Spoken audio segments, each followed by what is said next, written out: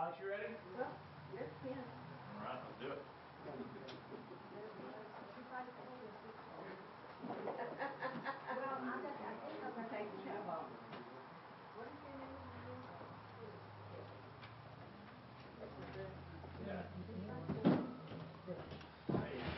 Good afternoon, everyone. Welcome to all of our online viewers. Thank you all for joining. If everyone would please rise and turn to page number 51. Our first song today, we are going to sing In Thy Loving Kindness, Lord. Page number 51. And I have a note here, second verse, last line, there is a skip on there, just so y'all are all aware.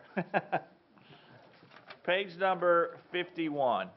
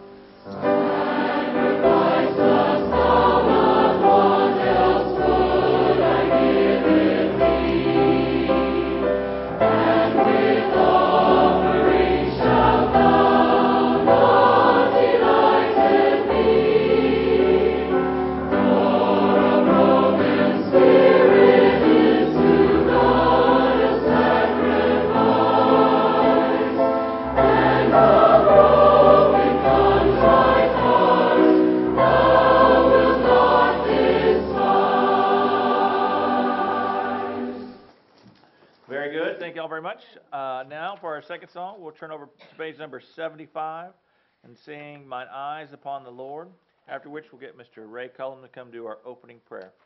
Page number 75.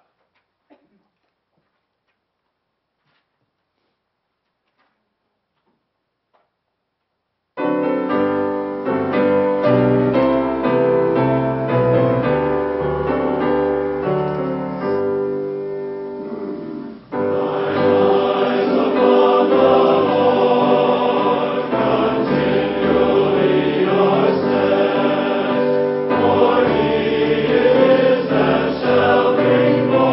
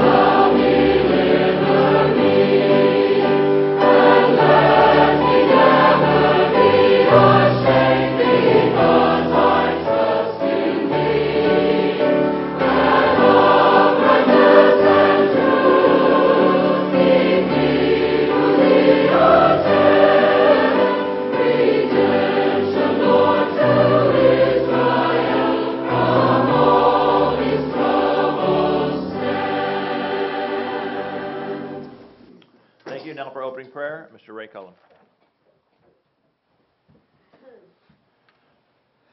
Our Father in heaven, hallowed be thy name.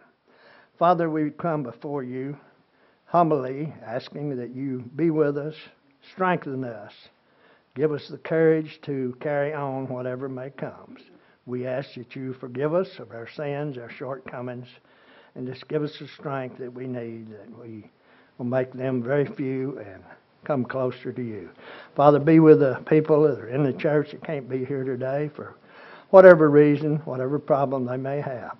And Father, we ask these blessings in the name of your Son and our Savior, Yeshua the Messiah. Amen.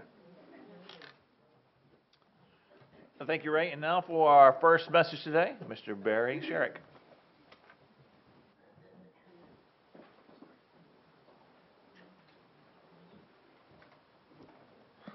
Afternoon, brethren. On the way back from Pennsylvania, we stopped at a replica of Noah's Ark in Kentucky, close to Cincinnati, and it was very interesting. It's big. It's a big boat, that's for sure. And as you walk through it, they had the places where the animals might have looked like. Nobody knows. They had 3 levels, like the scriptures say. And they large or small? They kept the dinosaurs out. They showed dinosaurs. That's small. They did have dinosaurs showing, but they were small. And that was interesting because in their presentation they had dinosaurs. And it was interesting. And there was one door. It was a great big door to the scriptures of Noah. There they had several go in and out. But when that door shut, that was it. It was shut. I'll be talking about door of obedience. Doors, they're everywhere. Why do we have doors? It's when Adam and Eve left the garden, they built a house. Did they have a door? What for? Perhaps, I don't know, a cow may have wandered in. And Eve said, Noah, my goodness. Adam, that cow's in here again. All right, shoo the cow out. Build a barrier there, a door. Why did they have doors back then? Was it perhaps for protection from the animals, weather, or to keep something safe? Now, perhaps we could say the first door was the door into the Garden of Eden, where the angel stood there with a flaming sword, where they could not get in there to get to the tree of life. Could that be called the first door? They could not enter. It certainly separated salvation.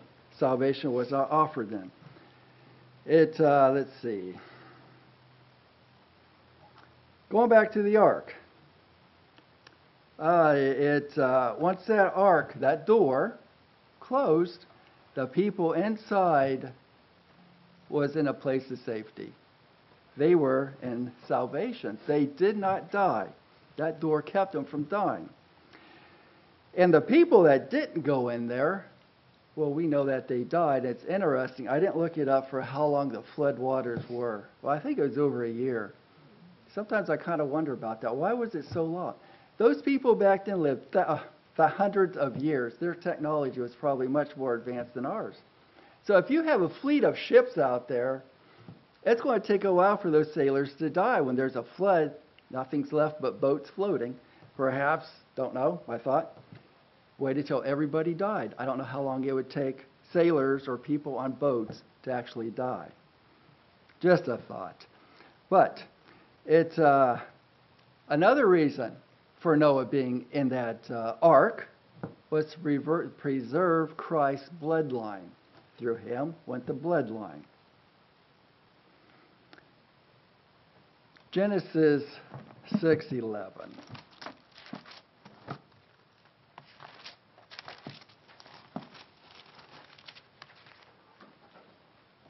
And right here is the reason why this door of obedience, only one person was obedient to God. That was Noah. The earth was corrupt before God, and the earth was filled with violence. And God looked upon the earth, and indeed it was corrupt, for all the flesh was corrupt, their way on the earth. They were doing their way, not God's way. It was time to end it. Judgment was made. Judgment was made by a flood. It killed the people that were not obedient to God. If they were, they would have been in the ark with Noah. Only one man was obedient. That was Noah. That was one door. Door of obedience. The ark. Another door of obedience. Passover. When they put the blood on the door frame, that was a place of safety for them in Egypt, children of Israel. They did that at Passover because when the death angel came over, if they didn't do that, they would have died. And it was the blood of beast that kept them alive, plus doing what they were told. For them, it was certainly a place of safety. It was their salvation. The death angel came through, killed the firstborn of the land. If the children of Israel was not in there, they were considered firstborn. They would have died. If an Egyptian was in one of those houses with the blood, they would have survived. It was obey or die, just like Noah. Obey me, build this ark, survive or die. They obeyed. They lived. That's just another door of obedience. If you don't do it, you're going to die. Another door, temple. In the wilderness, not the temple, it's tabernacle. You go in there, you do it the right way. 2 guys went in there, and they condemned. They didn't do it right. God killed them. And the New Testament was the temple. They went in there once a year. They had the priest had to prepare himself a certain special way. And if he didn't, he would die. In the Old Testament, they would do it for blessing throughout the year. If it was accepted, they would have a good year. If the priest didn't do it right in the New Testament, he would have died. There were certain rituals. It's either you obey God, do what he says, or you're going to die. Another door. This one's Christ. It talks about he is the shepherd to the doorway. He is protecting his flock, his people, his church, his bride he is bringing along. Protection. Now, are we in a place of safety? Being Christ as our doorkeeper, our shepherd. It's interesting because the way that they had sheep back then, in the time of Christ, probably the time of the Old Testament too, is there's an area that was blocked off where the sheep couldn't get out. There's a doorway. The shepherd would, at night, sleep in the doorway with his staff. Sheep couldn't get out. Nothing could get in. Same thing as Christ. He's protecting us. But if we kind of walk through that door and kind of stray away, are we still going to get his protection? Well, it does say you go after the one that has left. That person doesn't, that protection could be gone and the world will eat that person up. Do or die. You stay within Christ, you obey, or you will not survive. Certainly not the world. It talks about a great falling away. Let's just hope that happened several years ago. I hate to see the great falling away now. There's not much left. The tomb where Christ was. Now that was certainly a doorway. That was a door that nobody could get in. And was he in a place of safety? He was in a place where Satan couldn't get him. That was a pretty good place of safety. And he did everything the Father asked him to do. The last prayer that Christ did to his Father before his crucifixion, he said, I have done everything you have asked. That's outstanding. Christ obeyed. If Christ didn't obey the Father in heaven, he would have died, would not have been resurrected, and there would be no hope for us. So why would we even be here if Christ failed? But he did obey, and he did die. He sacrificed himself for us. And for us now, it's his blood that we have salvation, not the blood of animals as it was and the Passover and Egypt, as those people were saved by the blood of the animals. Now we have the blood of Christ saving us. And he's opened a doorway to the Father in heaven for us. Now we have doorway straight to the Father. And that's the doorway to the tree of life. He has opened that way up for us. He has opened the path up so that we can go to the tree of life for salvation, first resurrection. One more doorway. When New Jerusalem comes down, it's going to say, or it's written that the whoremongers, the liars, the thieves, the adulterers, they will not enter into the city, New Jerusalem. Yeah, I'd just like to turn to a scripture, Luke 13:25. And I hope this isn't any of us. Luke 13:25.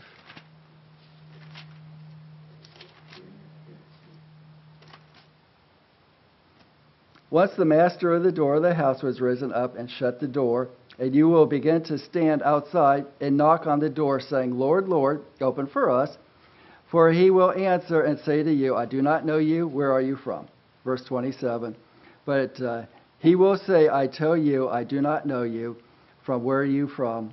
Depart from me, all you workers of iniquity. That's just like the people outside Jerusalem that will not be able to go in. He doesn't know them. Does he know us? How about those doors? We have doors. Are those doors for protection? Several years ago, somewhere up in Minnesota, or one of those states, in the Church of God, somebody came in with a gun and started killing people. It was a member in the congregation because of he didn't get a date with a girl or something. He lost his mind, and he was killing people in the congregation. This is not a place of safety. Anybody could come in here and do that. We do ask for protection. Sure. I'm sure they did too. But it happened. Paul, didn't it say that Paul was dragging people out of services? Is this place a place of protection? Physically, no, it's not. Anybody could come in here. But spiritually it is. Satan is not in here. We are protected spiritually by those doors. What are those doors for? Are they doors of obedience? Once we come in here, are they doors of obedience? Those doors are for the knowledge to life. Isn't that what we preach? Knowledge of life. Tell people how to get spiritual knowledge, spiritual life. First resurrection, that's what we preach here. The first resurrection, life eternal. Adam and Eve, they had a choice, do or die. They chose death. Which door are we going to walk through? Is it going to be death or salvation? That's going to be our choice. We bypassed that flaming sword that was in the Garden of Eden that protected the tree of life. We walked through those doors and we chose the tree of life.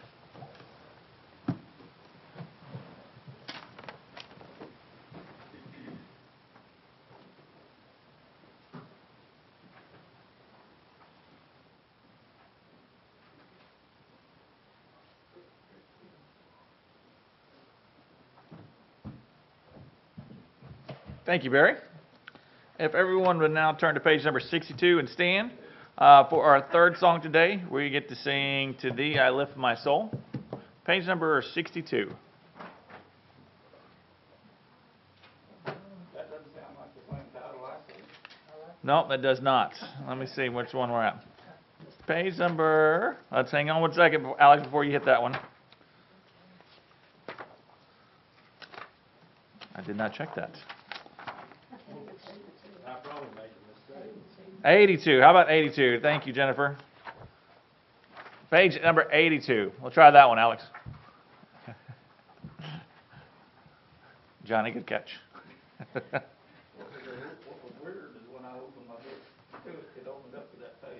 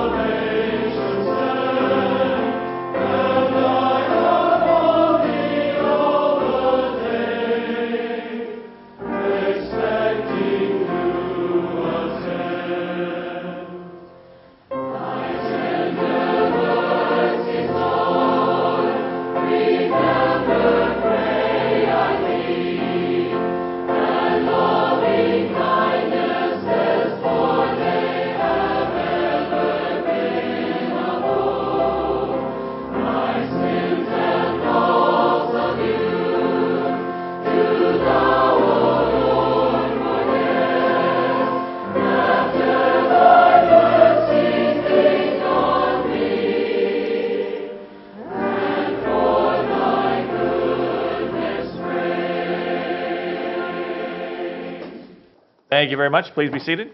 It was worth the wait. Absolutely. Very beautiful song. And I left my notes down on my desk, or my chair. 1 second.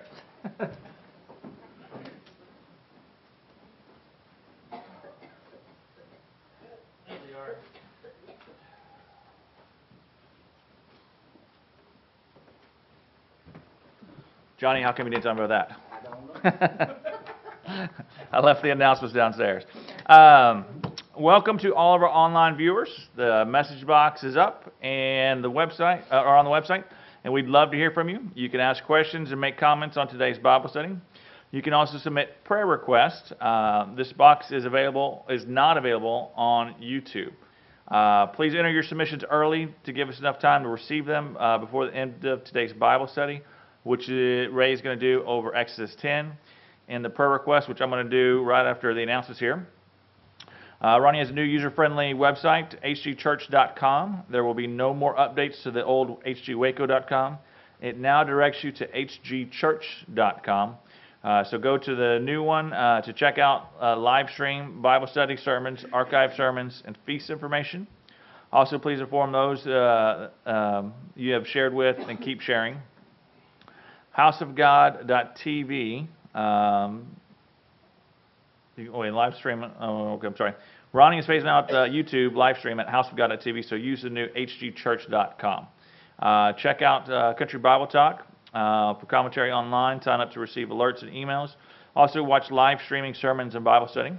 Sign up for alerts, messages, sermons. Links are all on the website. And our email address is houseofgod1015 at gmail.com. So that again is houseofgod1015 at gmail.com. And the 1015 is numeric. Let's see. Any other announcements? Nick, Ray, anybody? Nothing yet? Okay. So next week will be the first week of the month, so no planned meal. I'm talking about that on the way up here. So got 2 weeks. Yeah, we're 2 weeks away. Okay, so no other announcements. I'll go on to the prayer request. And remember, if you have a prayer request, please get them in as soon as possible so that we have enough time to get up here and announce it. Tom Younger, surgery on the 28th. Yes. He had the surgery. It went very well. He's already got to come home yesterday, and he's already up, walking around, and doing really great. Oh, fantastic. So, Oh, fantastic. So, update. Tom had the surgery, went fantastically. He was already home, went home yesterday. Pain has gone down significantly. So, praise y'all on that. Ed and Polly Whitlow, health issues. Nick's brother-in-law, health problems. Virginia, health issues. New course of treatment for her. Cancer is less stressful. It was scratched out. Nick scratched it out. What's that? You scratched Lisa out. Yeah. Okay. Don't mention it. Yeah, I was. I didn't know. I asked him to say that. Okay. I fucked it up. I know, I got in trouble. Brenda corrected me I there. know. I marked it off. Ronnie, prayers for strength. Miss you both. Mama Tina has not been feeling well, but she is here today. Looks fantastic. Rita, Mama Tina's sister, had a bad fall, but is doing better. She's doing good. She's doing good, okay. Do you want to keep her on? No, Okay. Did you hear that? got it. All right. Elias, back pain. Jesse, special prayers for support, and Jesse's son Fabian. Sonny, Noemi's brother. Debbie, Al's widow, needs prayers. Betty, sister with the pinched nerve. Betty and Lisa, Noemi's friends in Rosebud, both have cancer. They're doing good. They're doing good. Fantastic. You're going to keep them on? We'll take them off too. Fantastic. I like that. Who? Betty. Betty and Lisa. Nancy, Dr. Kilgore's wife, is fighting cancer but doing better. She's doing good now. Awesome. We can take her off too. Fantastic. Julie Stowe, health issues. Also asking for prayers for her children. Gabby, Jennifer's friend, a 15-year-old young lady with bad back problems, scoliosis. Josiah, a child suffering from a brain disorder. Jennifer asking for prayers for her personally. Rachel, Jennifer's granddaughter, unspoken prayers. Carolyn, Jennifer's friend, shoulder injury, waiting physical therapy. Reports say cancer is slow growing. So still same on that one? Joe, I'd like for you to put my daughter Tammy on there. She's having a really hard time dealing with my mother's death. Absolutely. So we're going to add Jennifer's daughter Tammy on. She's having a hard time with the recent passing of her grandmother. Yes. Let Brenda write that down, Got it. because you won't be able to read my writing. Dylan, Jennifer's great-grandson diagnosed with autism. Starting speech therapy, is doing much better than projected. Ronald, Jennifer's friend, pancreatic cancer. I talked to his brother that when we were having lunch before the service, and I cannot remember what he said. That was not a moment for memory. No, it wasn't, but he's doing fairly well, but, you know, cancer's cancer, and, but I'll have to ask my youngest sister. I think she was sitting there when I was talking to him, maybe she can remember. Just remind you what he said. Tyler, my wife, back, more bad days than good, pain, constant pain. She also had to go to the ER this week, so everyone added on there. We spent all day Thursday. She went in for just a sudden extreme pain in her lower abdomen, which we thought maybe appendix or cyst or whatever. All the tests, they did all the tests they could, plus they added a couple more. Couldn't find anything, but she still has some pain, so please keep her in your prayers for that too. Dana, Robert King's sister-in-law, testing for sleep apnea. Haven't heard on that one, how that went. Tom, Robert's brother, got a report back on that one that he's doing fantastic. The surgery went well. The hearing, the sound is back. His hearing has returned, absolutely. So everything's fantastic on there. We'll keep him on until Robert tells us it's in the clear. But so far, everything's been absolutely fantastic with that when they turned it on. David, Johnny's great nephew, may need surgery for a rotator cuff injury from a car wreck. Phil, Johnny's brother, stage 3 kidney failure. Prayers that he has strength to make life changes necessary to stop further damage and even reverse the damage. Joe, Yes. I got a report back from him. He went to the doctor. And the doctor told him that he's not in as deep of a stage 3 as they first thought. Okay. They backed it up, so those prayers are working. Praise Oh, Yahweh. fantastic. So, But he still has to learn to make those life changes. Absolutely. He's got to get off the soda water addiction. Mhm. Sorry, folks, that's what it is. And some other things that he's got to do. He's got to work on it. yep, absolutely. So update on that. He went to the doctor and he's still stage 3, but he's not as far in stage 3 as they were thinking. So keep the prayers for Phil. Amber, daughter of Brenda's friend, fighting painful pancreatitis, in and out of the hospital. Says lost more weight. David, Brenda's childhood friend, last stages of lung cancer. Also, please pray for his spiritual life. Pierre and Susan from Aurora in Louisiana, chaos in family causing heavy stress. Prayers for homeless man, friend of Lauren in Louisiana. Lola, Debbie's friend, spiritual life and guidance for Debbie as she ministers to Lola. Bernie, Debbie's friend, spiritual life. Joanne, Debbie's birth mom, very poor health. Some better, prayers for her spiritual life as she finds peace. Let's see. Marcella and Cindy, Houston Church, prayers for general healing. Tony, Charlotte's husband, needs to gain weight and to gain strength. 7-year-old child, friend of Linda's daughter with rumination syndrome. Have you heard any more on that? Okay. It's kind of a crazy week this week. Yeah, very rare stomach disease. Please pray for her. Jeannie, Linda's sister, laser radiation treatment is going very well. Should be almost done. Cole and Sandra in California for continued protection from wildfires. So far, not close. Also, Sandra injured her foot. Please pray for all the flood victims in Texas, Louisiana, Florida, Puerto Rico, all the islands in the path of the hurricane. Also, go ahead. I need to ask you, Oh, you're gonna add two more? Okay, let me finish this one, then we'll get the other ones. All the first responders, so we're doing the flooding, the firefighters, and all, their homes and all the people in that area. Also, the extreme cold. There's gonna be an extreme cold hitting all of the U.S. over the next several days. And there's a lot of homeless people. So we need to pray for them as well. And you wanted to add two people. I'm sorry, Brenda. I do. Johnny's sister, Jeannie, has a reoccurrence of a extremely bad bladder infection. And I don't know if it's considered chronic yet, but it just comes back with a rage, and it's really bad, and we just need to pray that away, because that can really be detrimental. Yeah, we'll get her on there.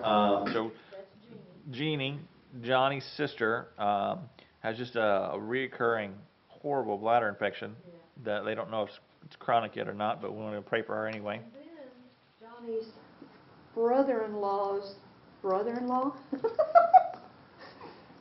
Gary, is in ICU at Scott and White on day 3 of surgery. They started a surgery on him. Today's day 4. So anyway, they started him doing some repairs on stuff, and then they had to go in and they're taking out necrotic tissue inside, and they left him open. Put him in a, night-night. And this is, I don't know if they've closed him back up yet, but as of yesterday, 3 days he's been left open. Okay. And they keep going back in and trimming off stuff. So he needs prayers. Really. Absolutely. We'll get to pray for Gary, who's Johnny's brother-in-law's brother-in-law. He's in the hospital, and today is day 4 of a surgery that's been continuous for at least 3 days that we know of. Having to go back in and remove more necrotic tissue. So we'll put both of them on the list for sure.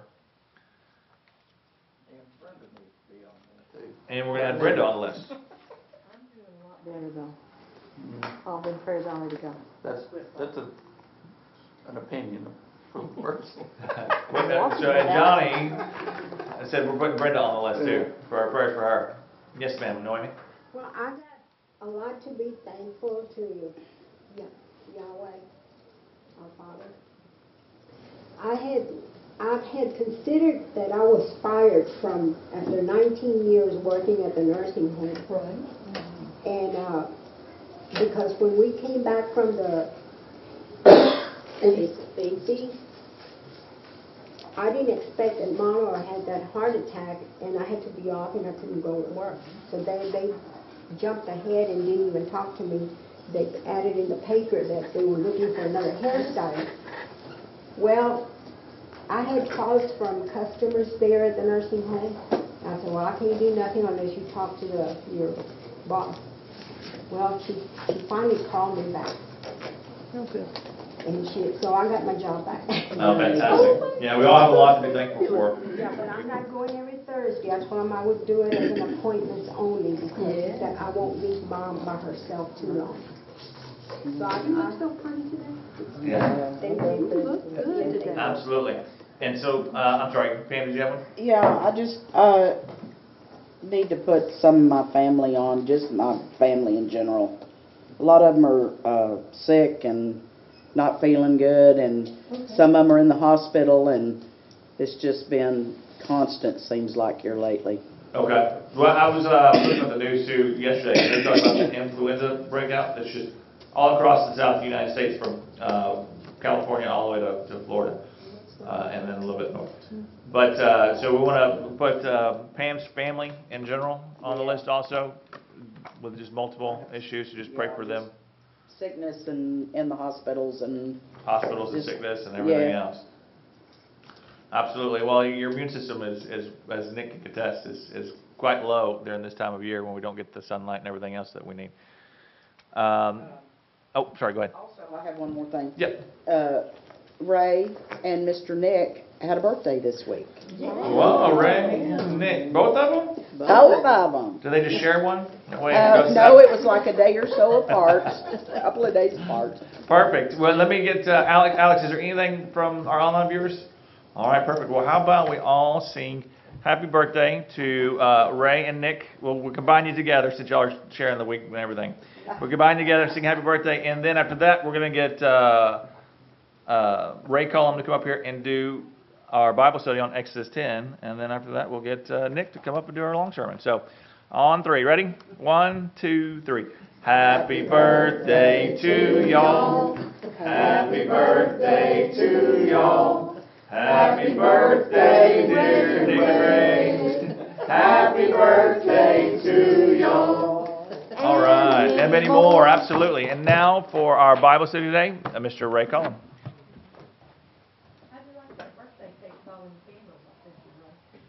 Oh, that's great. Good to see it from outer space. It was practically, yeah. I haven't got to taste it yet, but it's... No, it's on Facebook.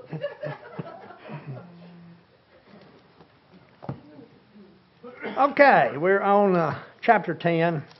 If there's anything on 9 that you want to ask questions or comment on, that'll be okay too, but I'm not going to read it again. I'll just read 10.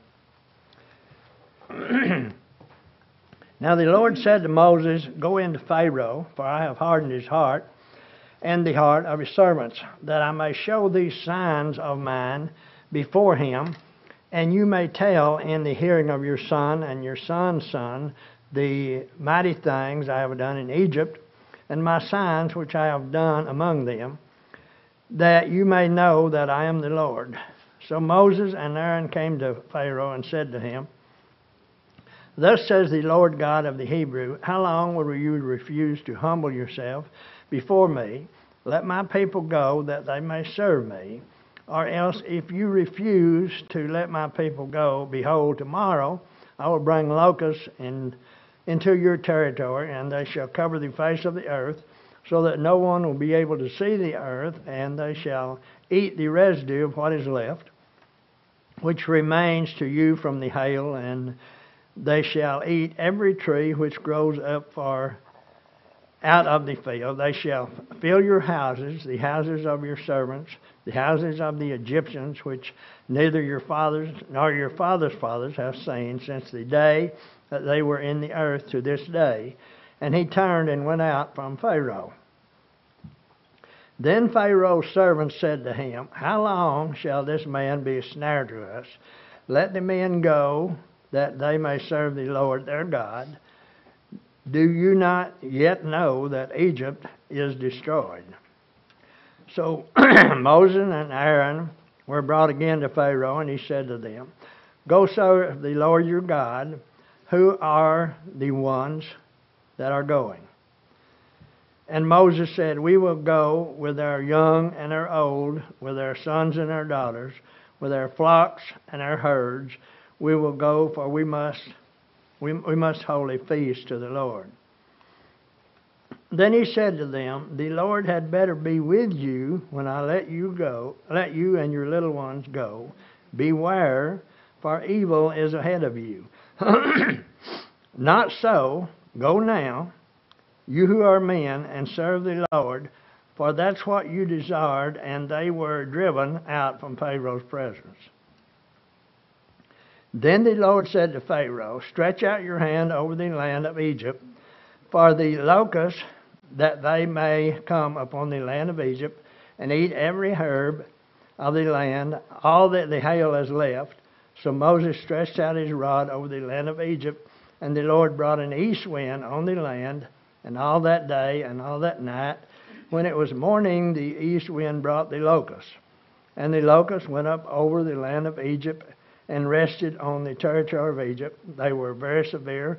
Previously there had been no such locusts as they, nor shall there be such after them.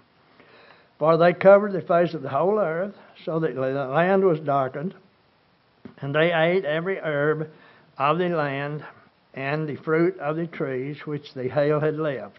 So there remained nothing green on the trees or on the plants of the field throughout all the land of Egypt. Then Pharaoh called for Moses and Aaron in haste and said, "I have sinned against the Lord your God and against you. Now therefore please forgive my sin only this once, and entreat the Lord your God that he may take away from me this death only." So he went out from Pharaoh and entreated the Lord, and the Lord turned a very strong west wind, which took the locusts away and blew them into the Red Sea. There remained not one locust in all the territory of Egypt, but the Lord hardened the heart of Pharaoh, and he did not let the children of Israel go. Then the Lord said to Moses, "Stretch out your hand toward heaven, that there may be dark. Lord, only let your flocks and your herds be kept back. Let your little ones also go with you." But Moses said, "You must also give us sacrifice and burnt offerings, that we may sacrifice to the Lord our God. Our livestock also shall go with us.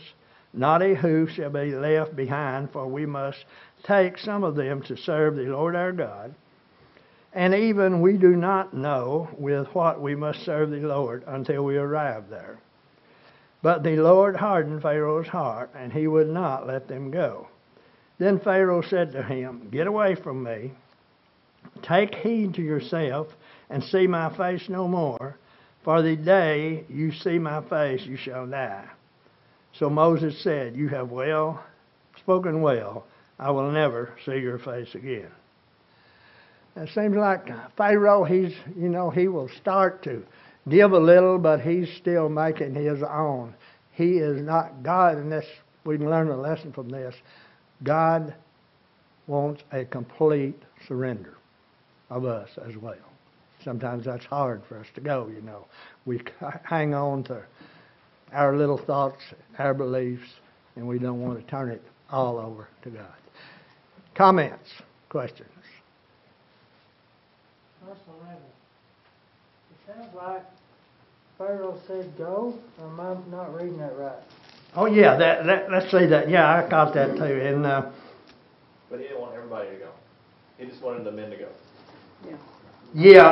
Then the Lord said, "Stretch out your hand over there." Oh, wait, did you say verse 11? Yes, sir. All right. Oh, not so. Go now, you who are men, and serve the Lord. Not what you desired. And they were driven out from Pharaoh. Yeah, he's wanting to just let the men go. And then even later, he agrees to part of it, but keep your livestock here, And that didn't work out either, And then when that didn't work for Pharaoh, he said, "All right, if I see you again, I'm going to kill you." Well, that didn't work out for him either, we know. Because Moses said, "You said it well, because I will never see your face again." So, but let's see. Oh, and maybe 7. Then Pharaoh's servant said to him, "How long shall this man be a snare? Let the men go, that they may serve the Lord their God. Do you not yet know that Egypt is destroyed?" Because I think his people was getting it. They could see all the destruction around, and they was urging him to, let these people get out of here. Because they could see what was happening, and, they was questioning him. Go ahead, Brenda. Well, and down in 17, it said, "And now pray, forgive my sins for this time only." So that sounds like he's only asking for forgiveness of one specific thing, and, just enough of that to get us through this issue. Just enough of,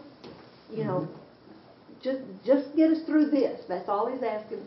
He's not asking for salvation. He's not asking for, to surrender to the Father. He's just asking for something to get him out of this mess.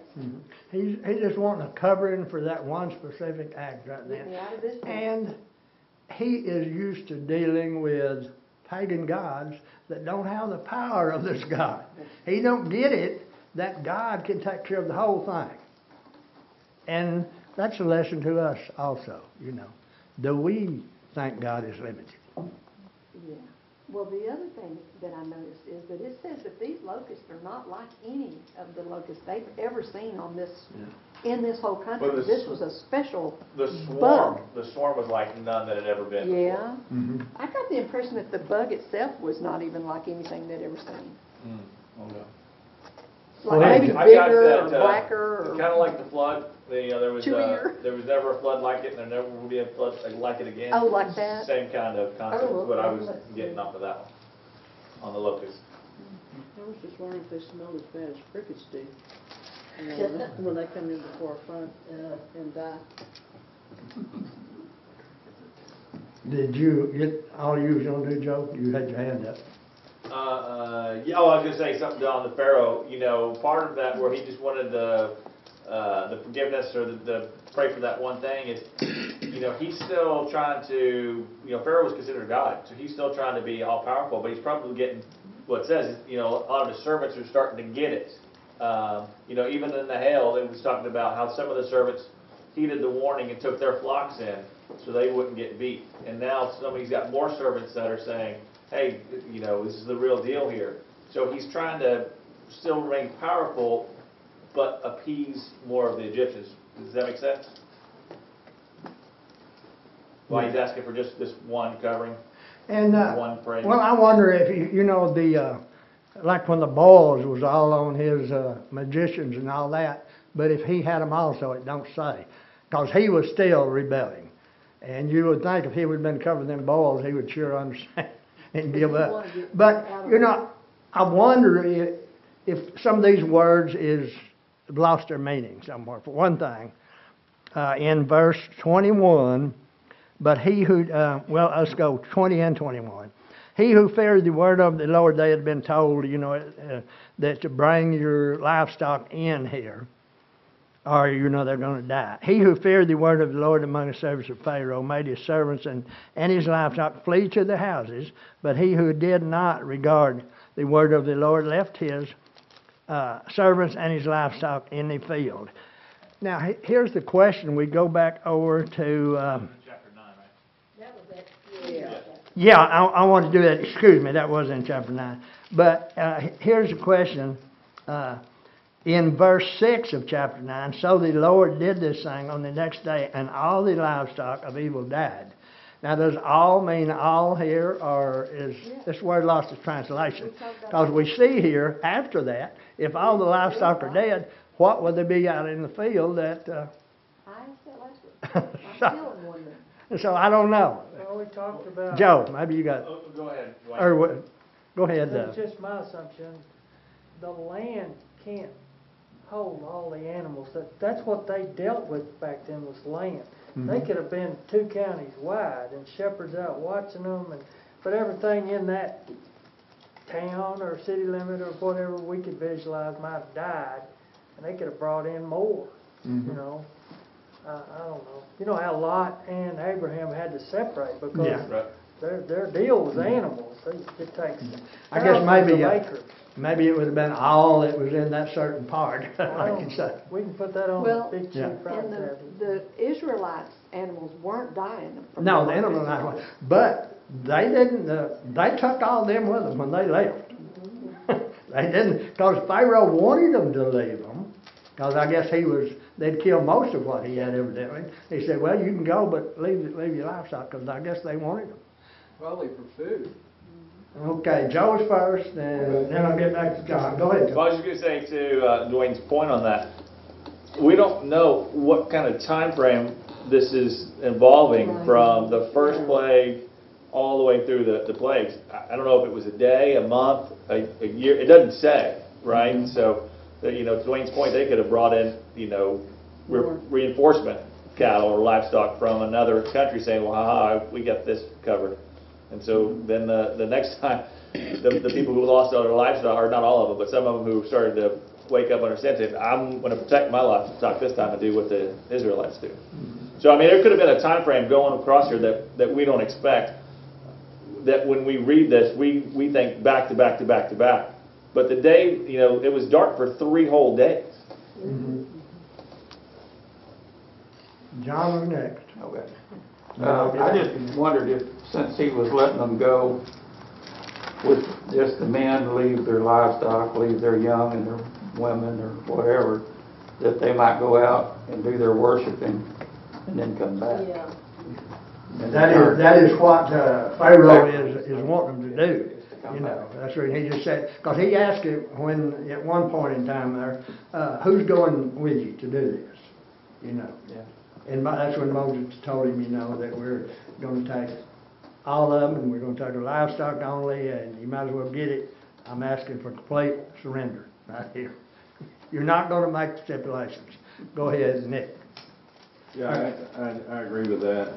I think it was a combination of things. They're down on their livestock. They don't have what other people have. But the other side of that is, you take everything out there and start your sacrificing, you may just keep going, type of thing. He's trying to keep an anchor in Egypt so that they'll come back. Yeah. Because that's also his workforce too. Yeah. Not only the livestock and everything else, but that's his workforce, the slaves, and he doesn't want them to take off. What I wanted to focus on was the. Go ahead. What I wanted to focus on was the darkness. It says that this was a darkness that you could feel. Mm-hmm. Yeah. Now I've been in the Middle East, and I've been in a windstorm where it blew sand and stuff. Oh. And it is amazing how dark it can get. And it wasn't that the Egyptians didn't have torches or lights or lamps. This was a darkness that would actually stop it from, just stop you from seeing. But there was actually light in the land of Goshen for the Israelites. I was listening to Tom Bradford on this morning on chapter 10, and he said this darkness, the actual word, and I don't remember the actual word he used. He said it not only means darkness, it means evil. Oh. Just like if you go to in John, the first chapter, where it says he was the light, and the light ran against the darkness. Or you go to Genesis, where the light was there before the sun and moon was ever made. So this is it talks about it being an evil type of darkness. And there was no darkness in Goshen, but there was tremendous darkness. And there's two things that Tom Bradford, and I've been in both of them, where darkness is so bad.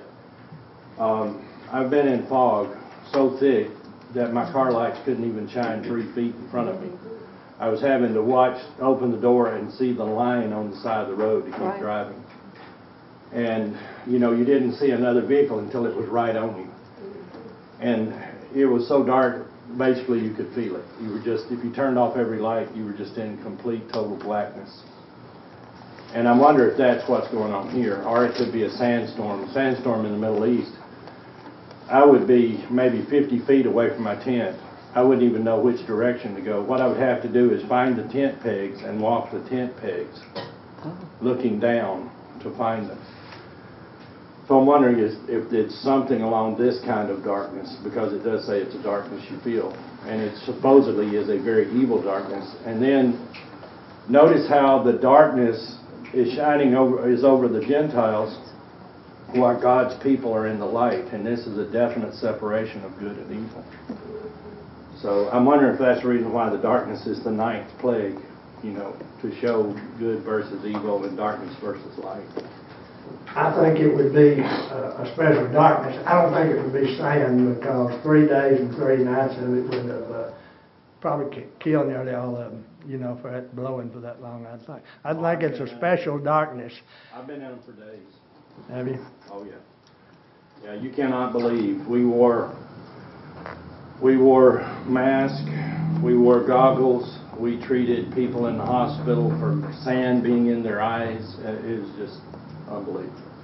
But this is a dark that I don't think they're able even to see each other within a 3-foot span.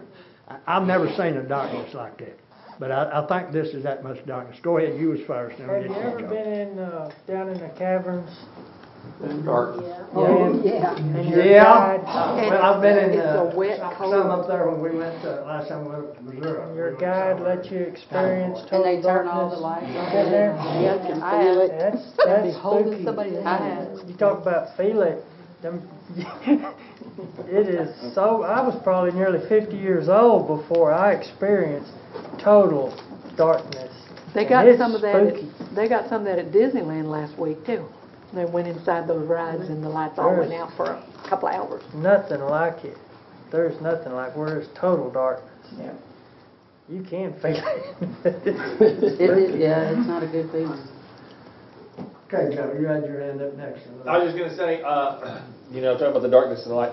So what's interesting is in verse 23, it says the Israelites had light in their dwellings or in their houses. But Not in the street. not in Goshen, right? And so why would the Egyptians not be able to light a lantern in their houses? Exactly. There's a... Huh? It blew It out. blew out, yeah. Or is that to Nick's point, or is that the light, Yeshua or Yahweh that was in their dwellings with them? To Nick's point, because the light was here before the sun and the moon, and according to Tom Bradford, it is that same word, light, in Genesis, that is this word here. Does that make sense?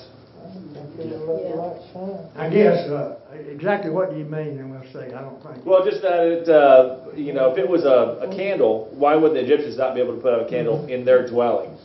And it specifically calls out in their dwellings is where the light was. And a lot of stuff talks about Goshen being separated out from the hail and everything else and the locusts, but this is specifically their dwellings, not so much Goshen. Yeah, why wouldn't they? Now, you asked the question, so I can't answer it. I'm going to have you to answer that question. Why couldn't they have not a little lantern? Yeah, no, that's my question. I don't know the answer to that. And that was one thing that Bradford was pointing out, is that word light is not necessarily like a candle light, but like the light that was in Genesis when when the light separated from the darkness. That light is the same root word in Hebrew. Okay. Not like a candle light, but the light that was separated Okay, from that darkness. explains that they got light, but it still don't explain why they couldn't have lit a lantern. Yeah. Or they could have lit a lantern and walked around. Because it said they didn't even get up and move for 3 days. Yeah. Well, So, maybe something for I don't know. Go ahead, Rick. Do you think there's anything to do with the 3 days having any Oh, yeah. reflection on the Christ was in the dark tomb, for dark 3 with days, their- total darkness. Yeah. So Foreshadow.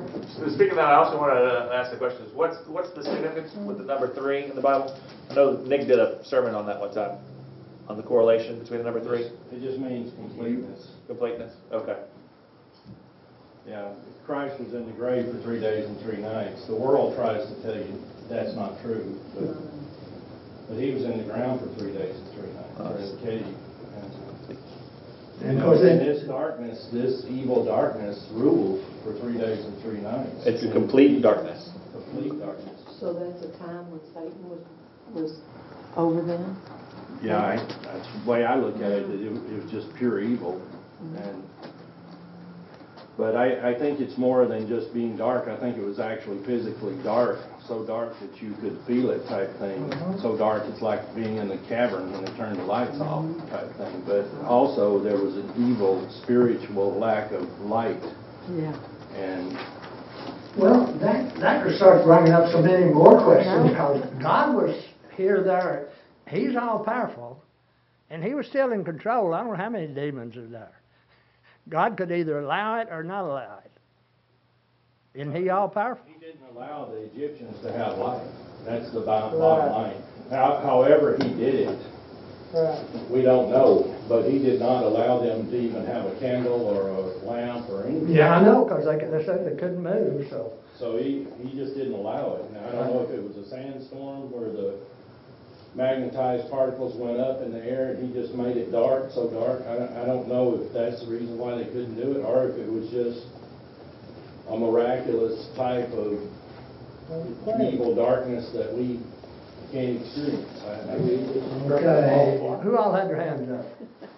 I never have got to Jennifer, and she didn't hurry. Sorry. Nick saying about how the darkness was just evil, it's so dark. But it's going to be that way in Egypt because they have all those gods. They're supposedly gods, and it's just evil.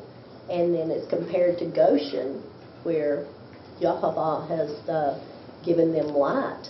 And you know that somebody that lives close enough to Goshen can see, do you think that they could live close enough to Goshen that they would see the light that's there in Goshen for the Israelites? Well, that was like a couple of hundred miles up to it, wasn't it?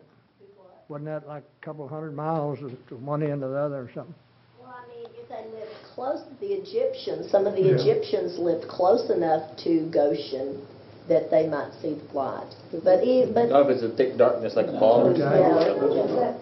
Dwayne wants to comment. I personally, and I'm still learning, don't see anything evil about this other than Egypt kind of represented sin, didn't it? I mean, they were held captive there. He says, walk in the light as I am in the light. And, don't walk in darkness. Darkness is just one of the plagues he put on them, the way I see it. And Well, I kind of tend to agree with what you're saying, but that's my opinion. Go ahead, Brenda. Okay, down in verse 26, it talks about the livestock, and then it says, for we shall take from them to serve Yahweh our Elohim, and we do not know with what we shall serve Yahweh until we come there. So, what is that talking about? Is that still talking about he's taking his cows just in case he needs them for sacrifice? Why did he say that? Yeah, he said, we need to take all this livestock we got because we don't know what God is going to ask us to do when we get there. We know we're going to worship him, but we don't know. He might want us to do it from now on. So that's what we take it all. there is using the livestock for sacrifice? Yeah. Mm-hmm. Okay.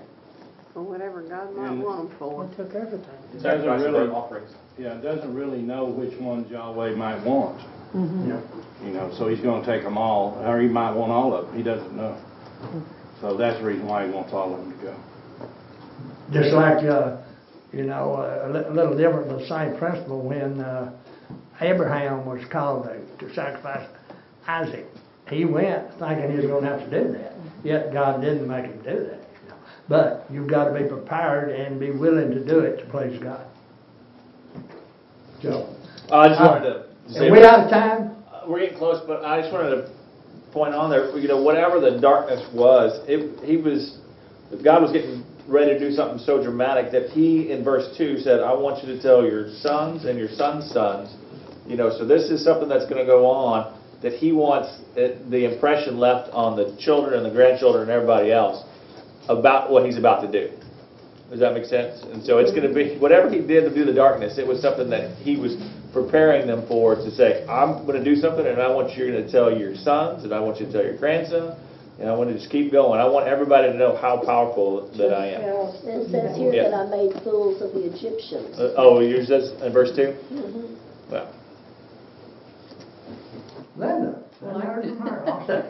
I can see very easily where Yahweh would not allow even the matches to ignite when they would try to light them. I mean, he could just say, no, nothing's turning on. Okay. Yeah. Yeah. They'd have to find them first. That sounds very logical. I mean, if he's going to bring total darkness, well, he's going to bring total darkness. Okay, that's the best thing. We've been asking for answers all the time, and she did with one simple little answer. Makes sense. Very good point you brought out, Linda. Okay. Anybody else here? According to the clock, we're out at time. Are we supposed to quit at a certain time? Nick, we're about 5 minutes past. Oh, okay. All right. We can continue any of them next week. We can continue next week if you want to. Okay. Okay. Anybody else got anything? That's been pretty good. We got a whole bunch more questions that, but we got answers for one there. That's very good. Well, if there's no more questions, no more comments, no more short sermonettes, thank everybody for participation. It makes it a lot easier up here when everybody is ready to jump in. And now for the main sermon, any announcements he may have, Brother Nick Linville.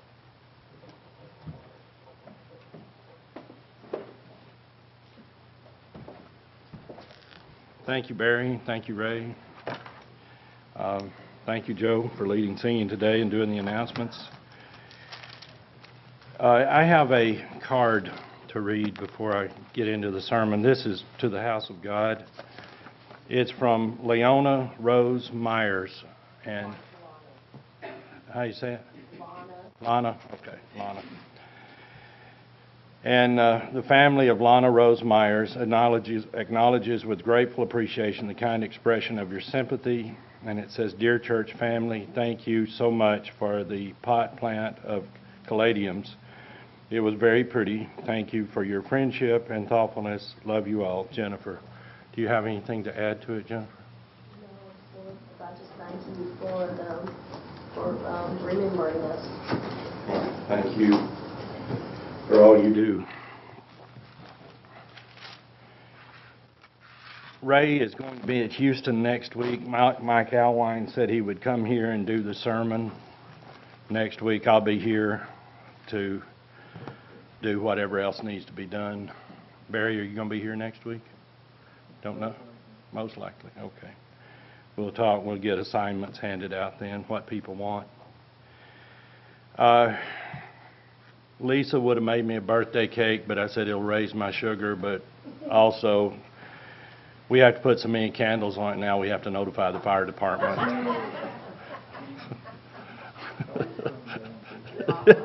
Ray had more candles than you. He got a virtual one, though, right? He didn't get a real one.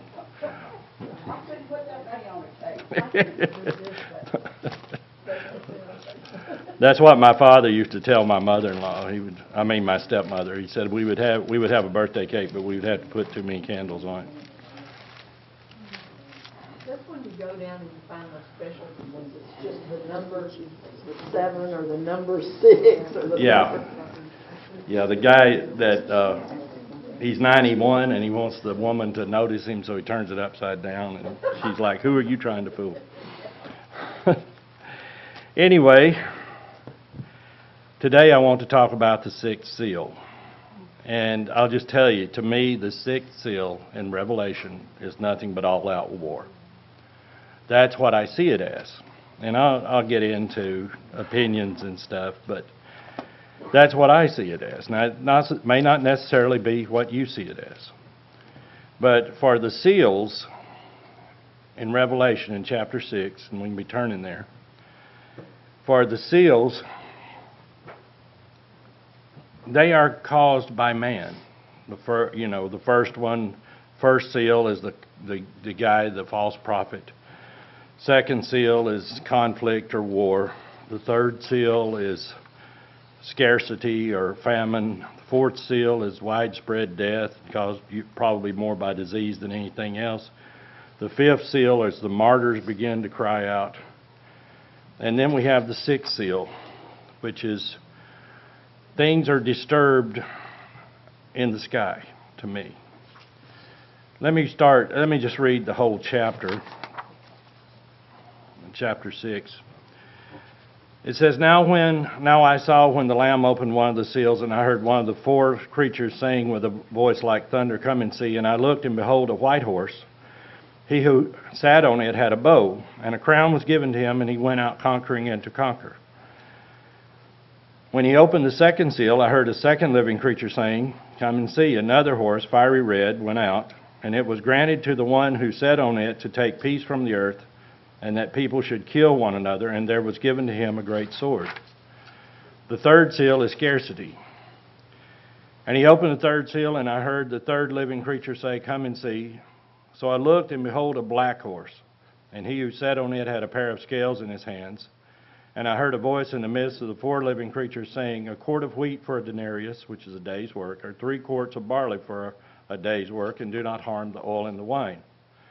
The fourth seal, when he opened the fourth seal, I heard the voice of the fourth living creature say, "Come and see." So I looked, and behold, a pale horse. It's actually a pale green horse, like a person turns when they're sick at their stomach or nauseated. And the name of him who sat on it was Death, and Hades, or the grave, followed him. And power was given to them over a fourth of the earth to kill with sword, with hunger, with death, and by the beast of the earth. And then the fifth seal has to do with the martyrs. When you open the fifth seal, I saw under the altar the souls of those who had been slain for the word of God and for the testimony which they held. And they cried with a loud voice, saying, How long, O Lord, holy and true, until you judge and avenge our blood on those who dwell on the earth? Then a white robe was given to each of them, and it was said to them that they should rest a little while longer, until both the number of their fellow servants and their brethren, who should be killed as they were completed. And then today, I'm going to do the sixth seal. It says, I looked, and by the way, I did the first four in one sermon. It's called the Six Seals. It's an overview. Then I did the fifth seal sermon, and now this one, the sixth seal. I looked when he opened the sixth seal, and behold, there was a great earthquake, and the sun became black as sackcloth of hair, and the moon became like blood, and the stars of heaven fell to the earth as a fig tree drops its late figs when it is shaken by a mighty wind. Then the sky receded as a scroll when it is rolled up, and every mountain and island was moved out of its place. And the kings of the earth, the great men, the rich men, the commanders, the mighty men, every slave and every free man hid themselves in the caves and in the rocks of the mountains, and said to the mountains and rocks, Fall on us, and hide us from the face of him who sits on the throne, and from the wrath of the Lamb. For the great day of his wrath has come, and who is able to stand? Now, Revelation is a very difficult book to interpret. And I could probably find 5 different interpretations very quickly on about anything in Revelation. Also, I'm a retired military officer and a retired nurse. And I'll see aspects in my background that you may not see in your background. A lawyer may see aspects of Revelation on legal terms much different than me. Okay? Others with different professions, different histories, different studies, they may see aspects according to their personal education and their experiences. Okay? Now, are some of us wrong and some of us correct? Maybe we are, but I think we should combine our different sites for better explanations. Now, there's a story. How many of you have heard the elephant story where the blind men found the elephant? Okay, I'm going to read it to you, but it says, Once upon a time, there lived 6 blind men in a village. One day, the villagers told them, Hey, there's an elephant in the village today. They had no idea what an elephant was. They decided, even though we would not be able to see it, let us go and feel it. So all of them went where the elephant was. Every one of them touched the elephant. Hey, the elephant is a pillar, said the first man who touched his leg. Oh no, it is like a rope, said the second man who touched the tail. Oh no, it is like a thick branch of a tree, said the third man who touched the trunk of the elephant. It is like a big hand fan, said the fourth man who touched the ear. It is like a huge wall, said the fifth man who touched the belly. It is like a solid pipe, said the sixth man who touched the tusk. They began to argue about the elephant, and every one of them insisted that he was right. It looked like they were getting agitated when a wise man was passing by and saw this. He stopped and asked, What is the matter? They said, We cannot agree on what the elephant is like. Each one of them told what he thought the elephant was like. The wise man calmly explained to them, All of you are right. The reason every one of you is telling it differently is because each of you touched the different part of the elephant. So actually, the elephant has all these features, what you said. Oh, everyone said. There was no more fight. They felt happy that they were all correct. Now, to me, all should have spoken to each other and got the right picture, just like the wise man said. So when I look at Revelation, and I say the sixth seal looks like to me all-out war, I'm speaking from experience that I've had. Also, I'm trying to look back at what John, who lives at that time, who is possibly seeing all of these weapons exploding, doing, and whatever, he's trying to explain it in his day's vernacular. So I have to look back at him too. Now, these events are at a most horrible time in human history. When the first seal is opened, a great earthquake occurs, and then the sun becomes black and the moon becomes like blood. In other words, it becomes very red. The stars fall to the earth. Now, the stars are huge. our sun is a medium star, and I forget how many thousands of Earths it would take just to make a ring around it. Okay, it's millions of Earths it would take. It's not even an average. It's just an average star. So if stars actually fell and hit the Earth would be obliterated before the first star even made it to it. The magnetism of it would just pull it into it. Okay. So the gravity would just pull it into it. So what is he saying? He's seeing something like stars fall to Earth. The sky recedes as a scroll. The mountains actually move and are maybe even destroyed.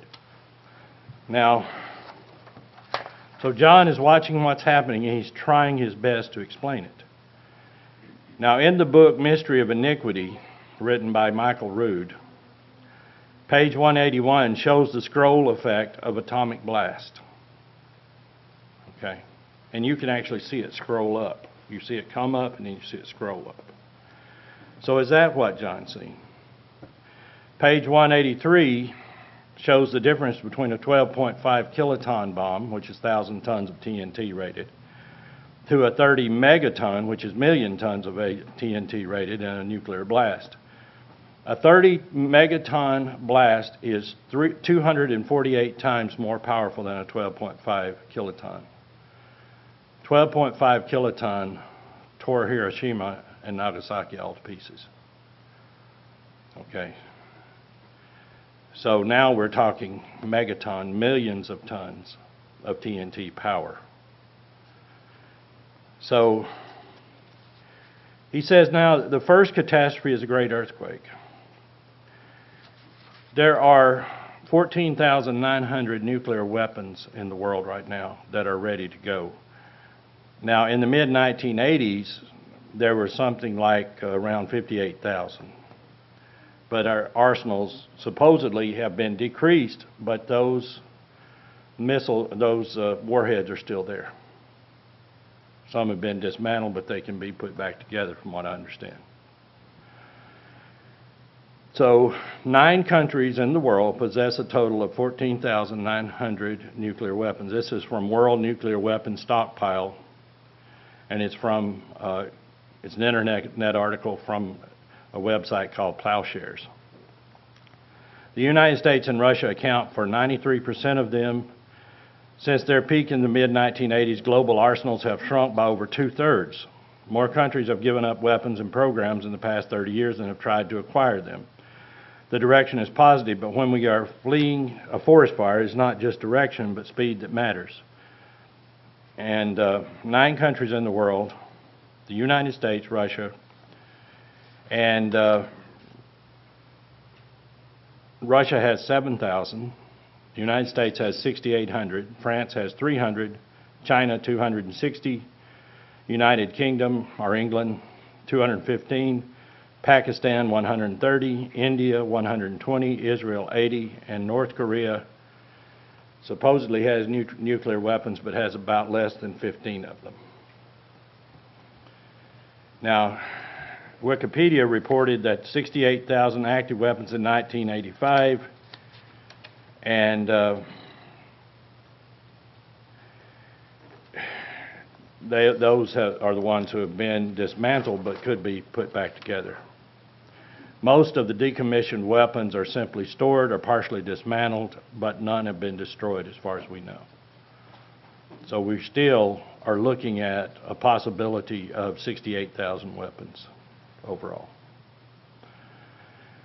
So let's just say we have 14,900 warheads and they're megaton strength. Okay. So a person living in John's time, feeling the shaking of the ground from the explosions, would seem like a very large worldwide earthquake. So that may be one of the things that he's saying here. Also, could this much energy release cause fault lines to start splitting and start sinking and to cause tremendous earthquakes? Because we know that statistically earthquakes are increasing, and they're increasing geometrically. I mean, they're really increasing a lot. Does that mean the world is becoming more fragile? And would 14,900 nuclear weapons cause these things to just start going off everywhere, because that's a lot of release of energy that's going on. Now, Yellowstone, as we know, has a 30-mile wide caldera. Caldera is where the earthquake actually begins, or comes out.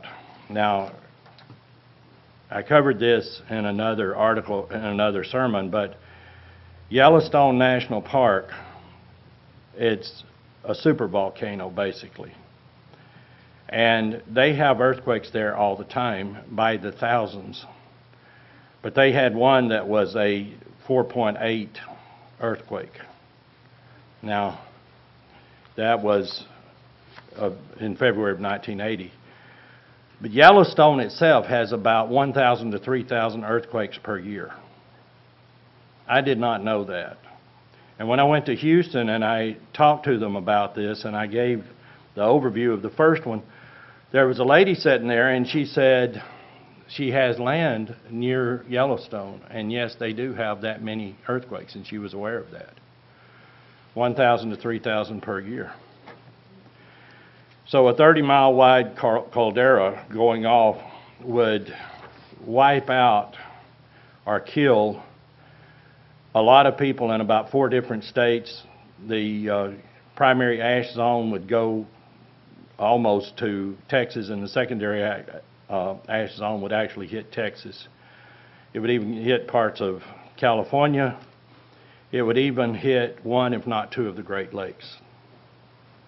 So if you're talking about a supervolcano, and we've got more than one supervolcano in this country. We've got supervolcanoes all over the world.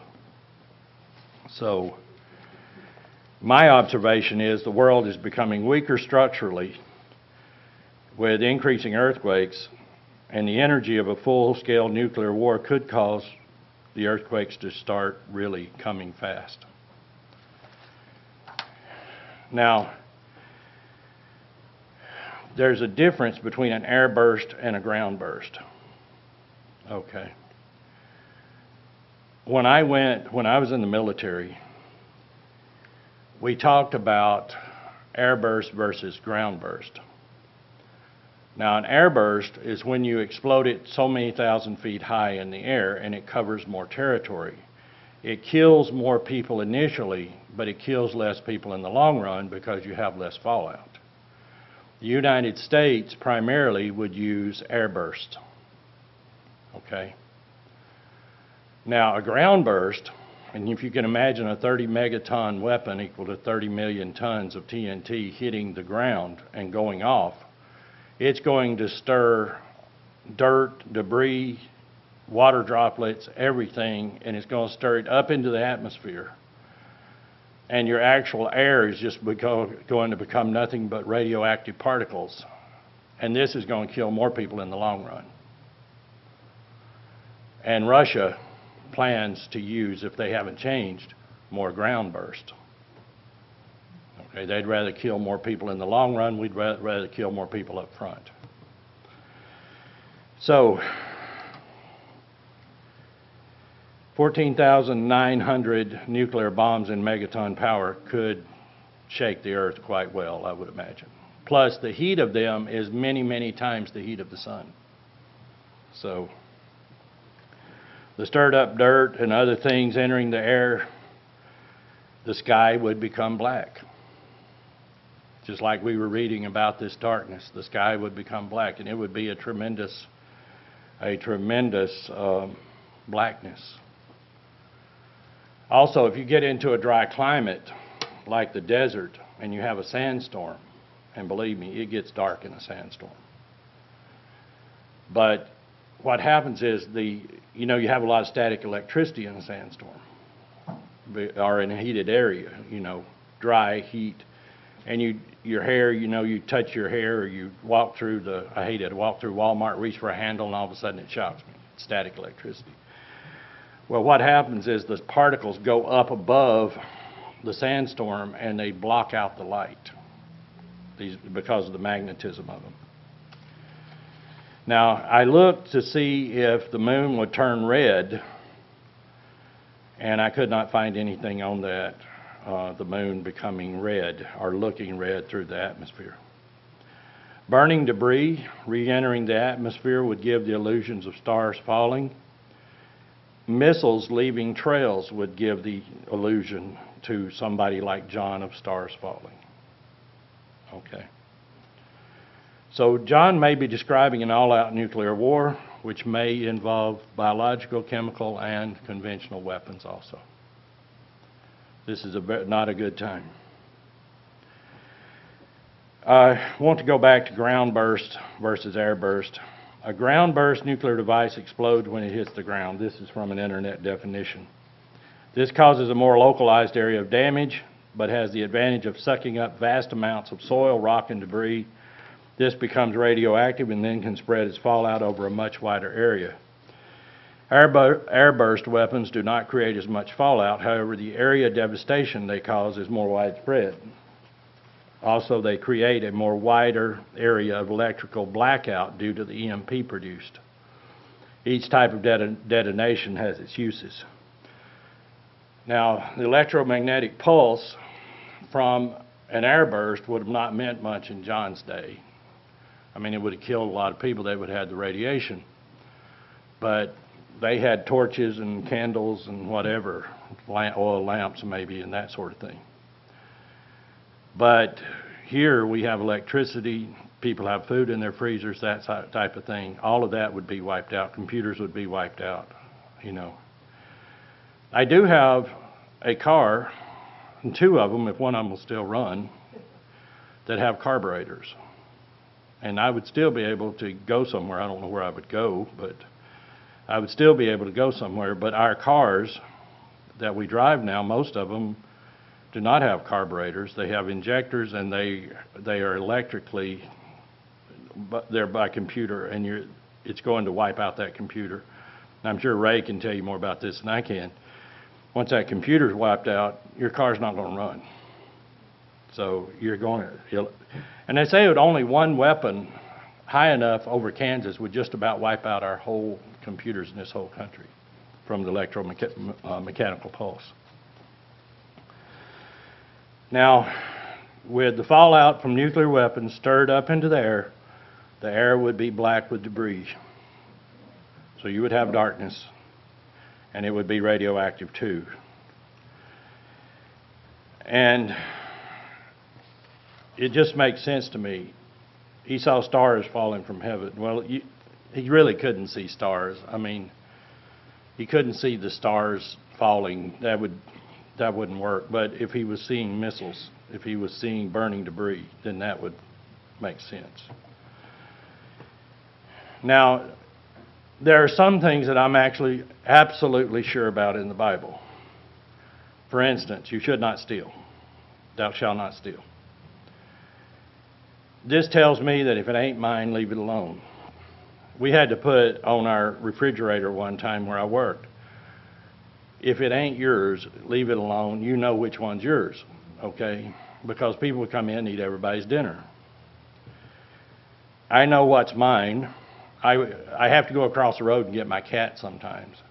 And I make these walking sticks. Well, there's all kinds of little cedar trees over there that make good walking sticks, but I won't pick one up because I don't have permission. Okay, it's somebody else's land. It may be a little thing, but I know it's not mine. So I know that concretely. I know what's mine and not mine. But when you get into theories and end times and things like that, then it's difficult. Because we tend to define revelation by what's going on today. Now, they may invent a new weapon that I know nothing about, if this is about weapons, and I may change my whole way of thinking. Now, in World War II, you know, let's go to Revelation 9 for just a point here. Revelation, the 9th chapter.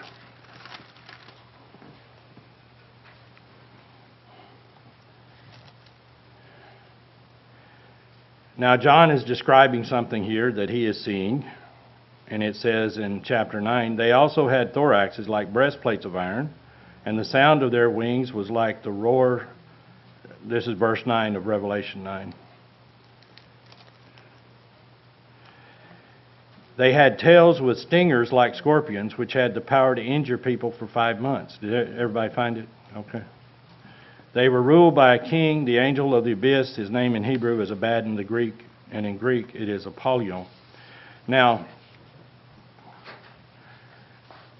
I was told by a grade school teacher who served in World War II that people thought during World War II the B-17 bomber was being described in Scripture because it had twin mount 50 caliber guns projecting from the tail. And of course it was made of metal, and the metal, it was more than likely aluminum, but John would probably see it as metal and say it was an iron type of thing. Now, if you look in the Mystery of Iniquity on page 185, the plated locusts were called helicopters. It had a picture of a helicopter. The teeth of a lion, it showed an Apache helicopter with all of its missiles under its wing. So we have a tendency to look at our times to interpret prophecy. And I don't believe this is wrong. In World War II, there was an ingredient that had just began to come true, however. It wasn't quite true at that time, but that ingredient showed me that it's more likely the time of the end. Let's go to Matthew 24th chapter. We'll go to verse 15.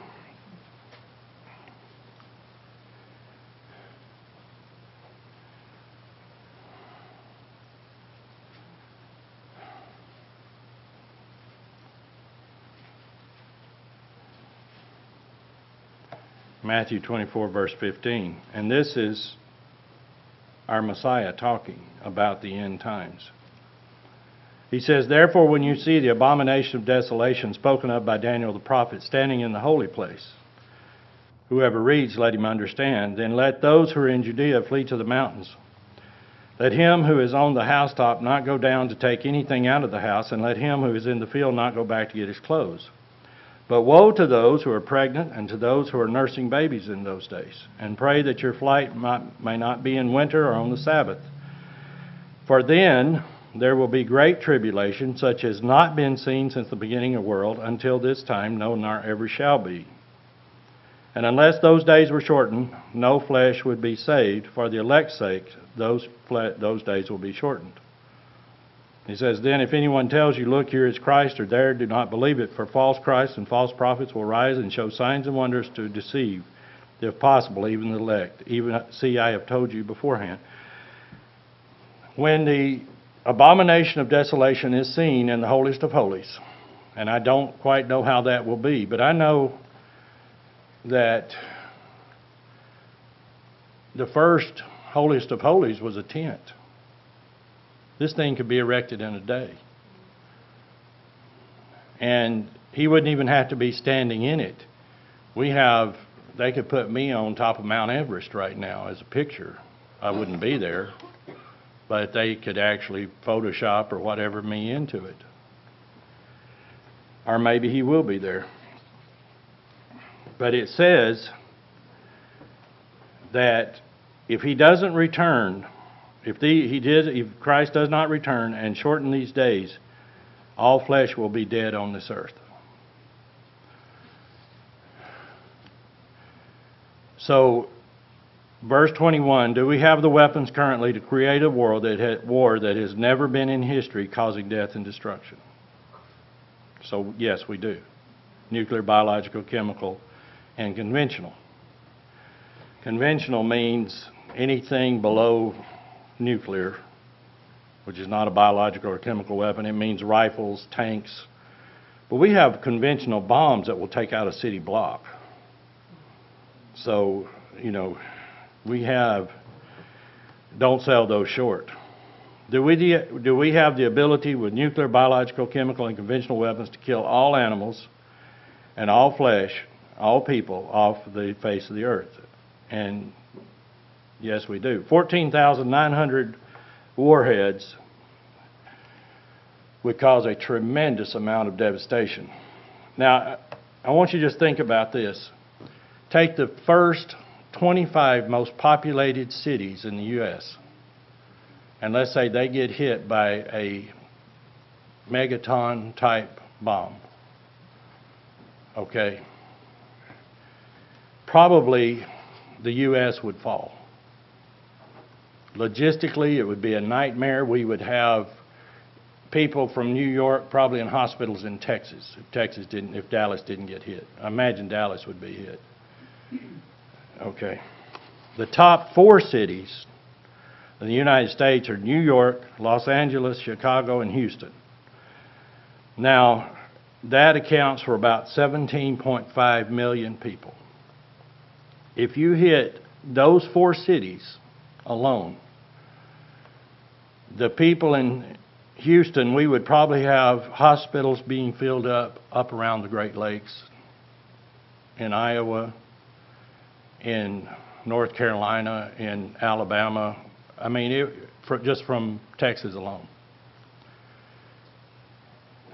People can only, hospitals can only take about 30 to 50 people before they end up losing all of their stuff.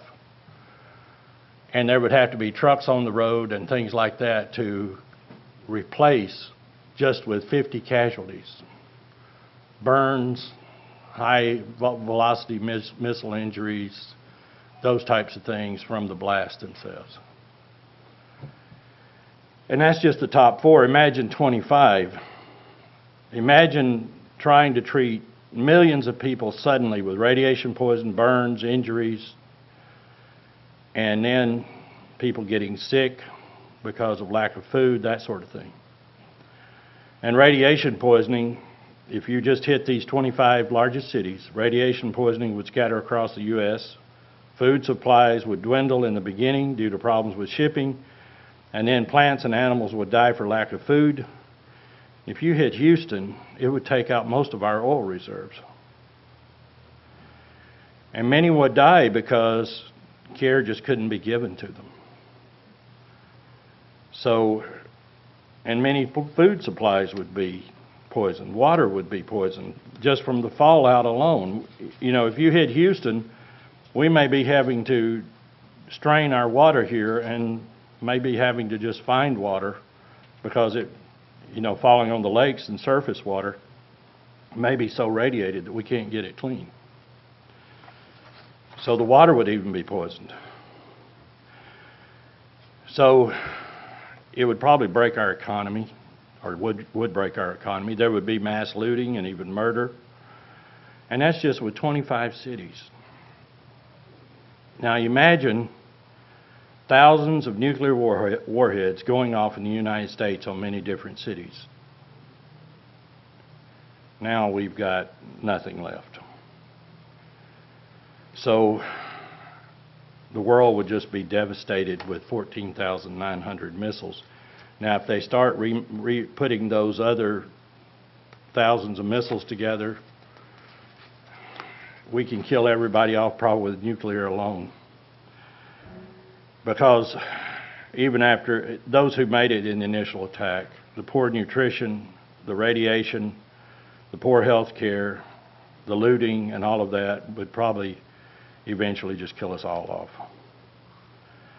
So from all other times in history, this is the most likely time to me that all flesh can be killed off the earth by our own hands. It's not that God can't do it, okay? So I believe that we are in the last days. So to me, the sixth seal represents all-out war. And then we get into the trumpets. But before that, and I don't say this definitely, but to me, that's what I'm seeing. I may be as wrong as the people who thought the B-17 was that beast with the stinger in its tail and all of that. But I'm waiting and watching, I'm trying to figure it out. Let's go to 7 just for an introduction to my next sermon on Revelation. But let's go to chapter 7.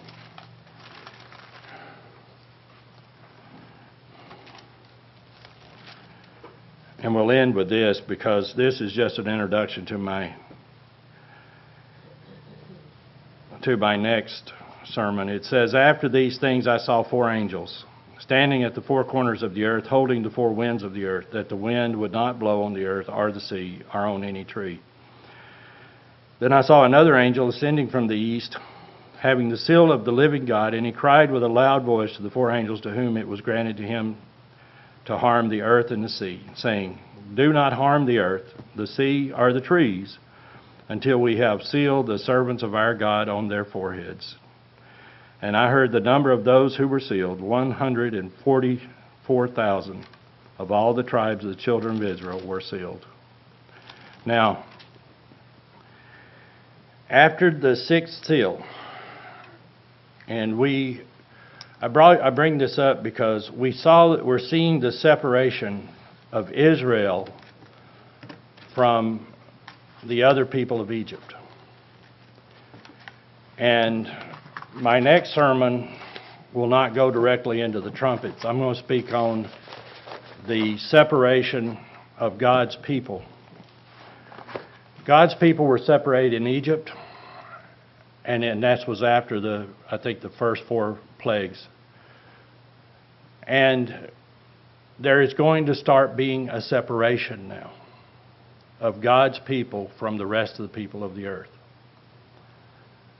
And we'll get into that the next time. Also, if we get into 11, we can continue 10 if you wish.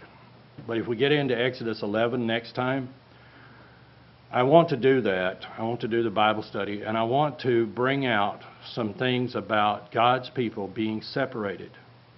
There's a pattern here that we need to explore. Remember, Abraham was separated from the land. Actually, he was Chaldean. He was actually from Babylon. He was the land of, is it Uz or Ur? The land of Ur was actually in Chaldean, and that's Babylon. Chaldea, and that's Babylon. So he was separated out. The Israelites were separated from Egypt. God separates, and he separates his people from the world. So here we begin to see a continuation of that pattern of separation of people. So to me, the first 6 seals are man's doings. But when we get to God's beginning to separate out his people, he's beginning to separate them out for a reason, just as he did in Egypt. So that's what I'll continue in Revelation with, unless something comes up and you want me to give a sermon about something else. Also, I want to say that during the Bible studies, and this was brought up to me last week, if not all is explored that you wish to explore on that particular subject, let me know, or let Ray know, or you can let any of the ones who does the Bible study. You can let Joe know. If we didn't explore it enough, please let us know so that we can continue on. We're not in a hurry. We're studying the Torah. And the Torah is the absolute backbone of the whole Bible. When you learn the Torah, then you can learn the rest of the Bible. I totally believe that. That's the reason why when I was 37 years old, I started learning the Torah before I started learning anything else. And it made all the difference. So I want to talk about the pattern next week in the Bible study about separation of God's people from the rest of the world, and then the next sermon, separation of God's people from the rest of the world. Thank you.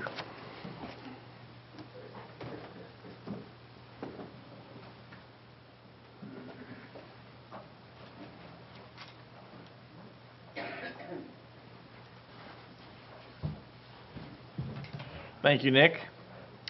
If everyone would please turn to page number 71 and stand, we're going to sing "Lord, I Will Praise Thee," after which we'll get Mr. Dwayne Borden to come do our closing prayer. Page number 71.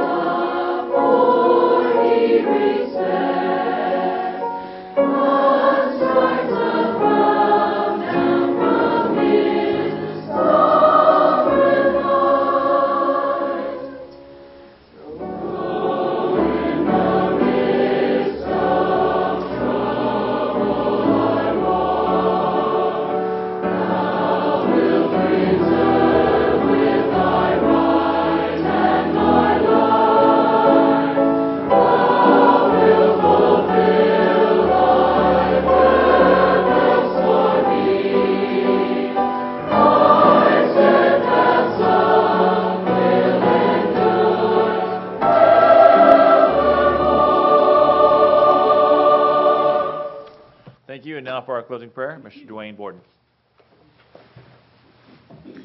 Father, thank you so much for this time that we could gather in your name. Father, thank you for giving us a knowledge of you, of your plan of salvation, of your love. We thank you for giving your Son to die on the cross so that we could have life. We thank you for the beautiful promises that you've given us, which strengthens our faith. Please be with us through this week. Help us to make the right decisions. Help us to have control over our thoughts and our actions, our tongues. Help us make the right decisions. And please forgive us when we stumble. It's through your Son that we come before your throne, praising your name. Amen.